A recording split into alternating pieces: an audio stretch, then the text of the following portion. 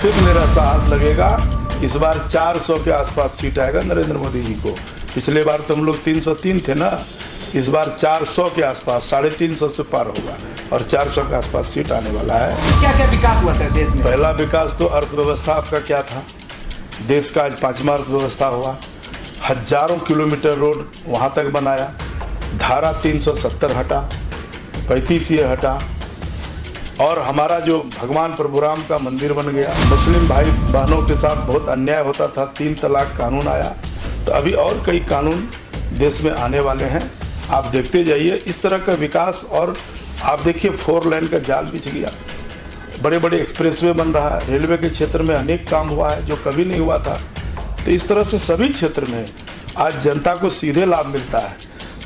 Digital India हो गया तो दुनिया में कहीं नहीं। आज 12 करोड़ किसान को माननीय प्रधानमंत्री जी एक बार बटन दाबते हैं और 2000 रुपया करके साल में 3 बार सीधे खाते में चला जाता है।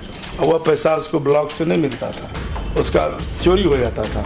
तो आज सभी प्रकार का पैसा सरकारी, चाहे वो प्रधानमंत्री आवास हो, चाहे वो किसान निधि सम्मान हो, चाहे वो क्या कहता है कि वो जो भी प्रकार का पैसा हो, विकलांग पेंशन हो, विधवा पेंशन हो। 4-5 मर्डर लगातार दिन रात हुआ है, पत्रकार को गोली मार दे, गुंडागर्दी का सीमा पार गई। इसलिए मैं कहा कि गुंडा राज है, जंगल राज पार्ट 2 नहीं कहें हम लोग, गुंडा राज इसको कहें। यही न नीतीश जी को आज जवाब देना चाहिए। बिहार की जनता पूछना चाहती है कि भाई आपको तो वही जंगल राज के खिलाफ मुख्यमंत्री चुना था जी, और आप पुनः फिर उन्हीं के साथ चले गए, और अब आपसे संभल नहीं रहा है बिहार। जैसे ही आपकी सरकार बनती है, लालू जी का और नीतीश जी का गठजोड़ की सरकार बनती है और बिहार में जंगल राज शुरू हो जाता है, वो दुनिया में जाके भारत के बारे में गलत भ्रम फैलाता है।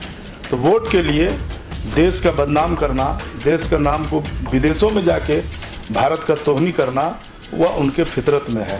एक तरफ राष्ट्रभक्त है और एक तरफ सब घोटालाबाज और तुष्टिकरण का राजनीति करने वाले सब एक साथ हैं। भारत की जनता यह देख रही है कि देश को ऊंचाई में कौन ले जा रहा है, सेना को मजबूत कौन कर रहा है, देश का आर्थिक ग्रोथ किसने किया है।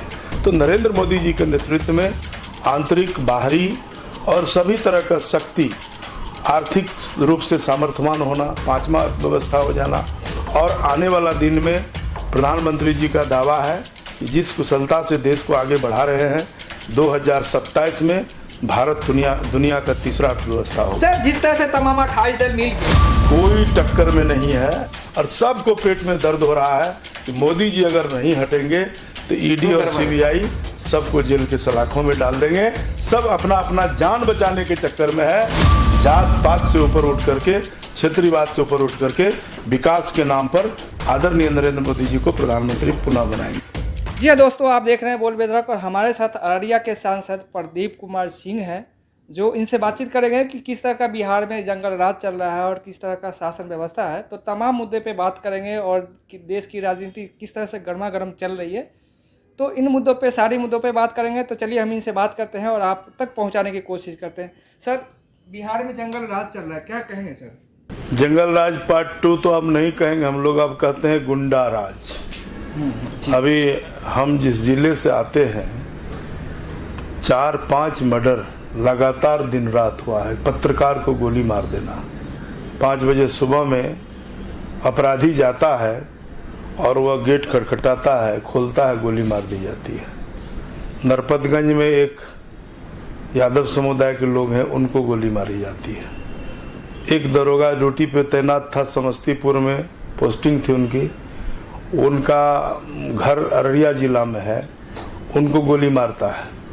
इस तरह से लगातार हत्या, मर्डर, अपहरण, गुंडागर्दी का सीमा पार गई। इसलिए मैं कहा कि गुंडा राज है। अब जंगल राज पार्ट 2 नहीं कहें हम लोग, गुंडा राज इसको कहते हैं। सर जिस तरह से नीतीश कुमार दावे कर रहे थे विकास हो रहा है, विकास हो रहा है, जिस आदमी को छोड़ के, लालू जी को साथ छोड़ के उन्होंने अपना पार्टी बनाया और विकास के नाम पे 15 साल राज किया, और आज वही कुर्सी के लालच में उनके साथ मिल गए, क्या कहेंगे सर? यही न नीतीश जी को आज जवाब देना चाहिए। बिहार की जनता पूछना चाहती है कि भाई आपको तो वही जंगल राज के खिलाफ मुख्यमंत्री चुना था जी, और आप पुनः फिर उन्हीं के साथ चले गए, और अब आपसे संभल नहीं रहा है बिहार। जैसे ही आपकी सरकार बनती है लालू जी का और नीतीश जी का गठजोड़ की सरकार बनती है और बिहार में जंगल राज शुरू हो जाता है। सर तमाम तरह का आरोप थे लालू जी पे इतने, और जेल से भी छूट के आए, बहुत सारे कंडीशन पे आए, लेकिन आज वो मतलब इंडिया को समर्थन में निकले हुए हैं, मतलब 2024 के। तो क्या कहेंगे सर इस पर?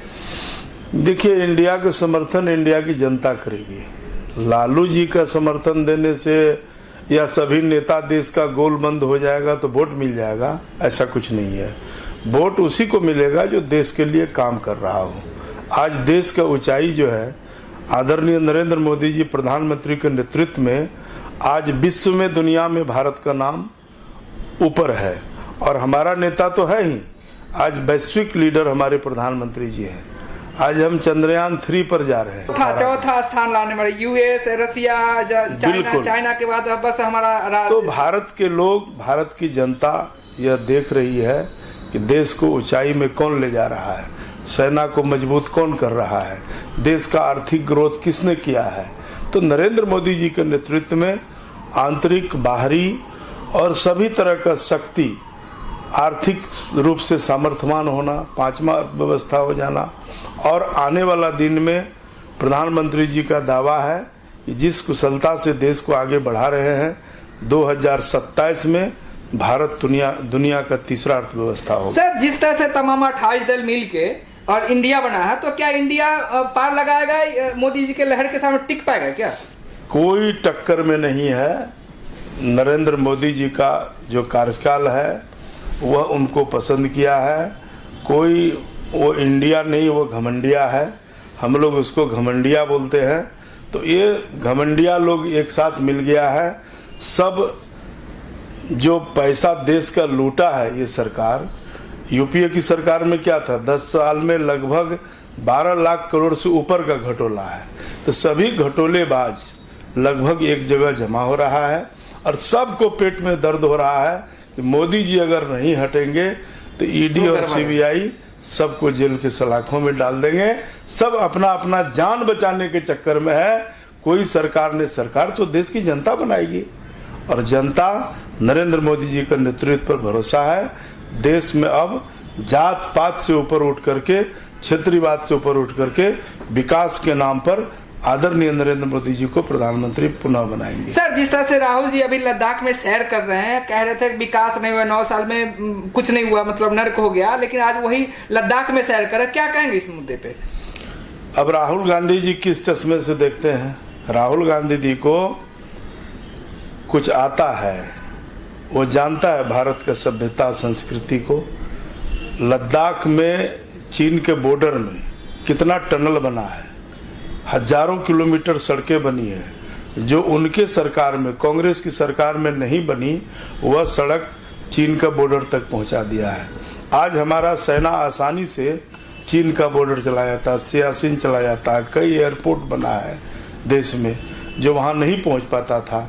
इसलिए सेना को भी मजबूत किया है और बॉर्डर तक चीन का रोड बनाया है।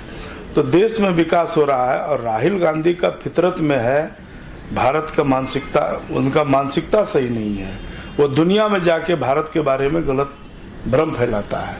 तो वोट के लिए देश का बदनाम करना, देश का नाम को विदेशों में जाके भारत का तोहनी करना, वह उनके फितरत में है, जो देश हित में ठीक नहीं है। तो राहुल गांधी जी, आप चुनाव लड़िए, आपको समझ में आ जाएगा। एक तरफ राष्ट्रभक्त है, एक तरफ सब घोटालाबाज और तुष्टिकरण का राजनीति करने वाले सब एक साथ है। तो क्या कहें सर, सारे दल मिल गए हैं, तो क्या कामयाबी मिलेगा, या फिर पहले जैसा निराशा हाथ लगने वाला है? फिर निराशा हाथ लगेगा। इस बार 400 के आसपास सीट आएगा नरेंद्र मोदी जी को। पिछले बार तो हम लोग 303 थे ना, इस बार 400 के आसपास, 350 से पार होगा, और 400 के आसपास सीट आने वाला है। सर इतने विकास हुए, तो 2-4 विकास का मतलब बता दीजिए देश को, देश की जनता को, कि क्या क्या विकास हुआ सर देश में। पहला विकास तो अर्थव्यवस्था आपका क्या था, देश का आज 5वां अर्थव्यवस्था हुआ। हजारों किलोमीटर रोड वहां तक बनाया, धारा 370 हटा, 35 हटा, और हमारा जो भगवान प्रभुराम का मंदिर बन गया। इस तरह से मुस्लिम भाई बहनों के साथ बहुत अन्याय होता था, 3 तलाक कानून आया।